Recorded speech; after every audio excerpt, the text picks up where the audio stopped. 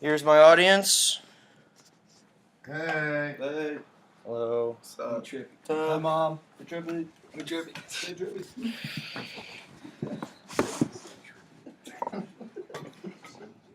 Sigma Phi Epsilon.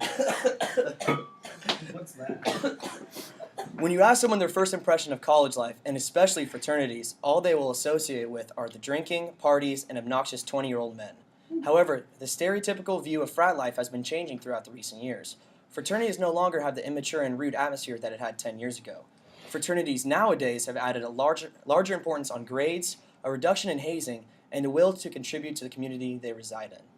My first day of college was a blur. I moved into a fraternity and literally had no idea what to expect. Honestly, I thought there'd be nonstop parties with beautiful women coming over every night. I could not have been any more wrong. I spent the first couple days learning about the rituals of Sig Ep and meeting all of my new brothers. From the first day, we were told as freshmen by the upperclassmen that the number one thing we should be concerned with were our grades. My first semester, I would spend 3 hours a day at the library in order to complete all of my homework and study for future assignments. If it were not for the rigorous study schedule that my fraternity set up for us, then I would have probably done awful or maybe even failed my first semester. I appreciate the hard work I put in that first semester for my GPA now. I was talking with my dad before I left for college about the funny stuff he was forced to do when he was a pledge back in the 70s.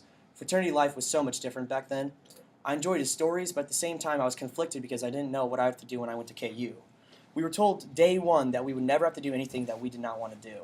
However, there were some requirements that everyone had to do, such as cleaning around the house, and when it was your turn, you would be a sober driver for anyone at the fraternity who needed it. Reductions in hazing have not just happened at KU, it is a national concern. In recent years, I have heard about people my age having to do embarrassing acts, public nudity, and unfortunately even alcohol poisoning. Hazing had reached an all-time high with the stuff people were doing to one another, and a step had to be taken in the right direction. Hazing at KU is pretty much non-existent, and I'm glad to be part of an organization that distances itself from immature behavior like that. Community service is an aspect of Sig Ep that makes us one of the best houses on campus. We have participated in many events such as the Big Event, contributing time and money to Big Brothers Big Sisters, several 5K runs, and also going to a soup kitchen every so often. Bettering the community you live in should be an attribute for all people because I think it shows that you care about the history of the town as well as the future. Being in a fraternity has helped me understand that it's better to give than receive. I have so much to be thankful for, and now through the fraternity I can help a lot of people who need it more than me. Although some community service is required to be a part of my fraternity, I think that a quota defines us as an organization that we want all members to abide by outstanding standards.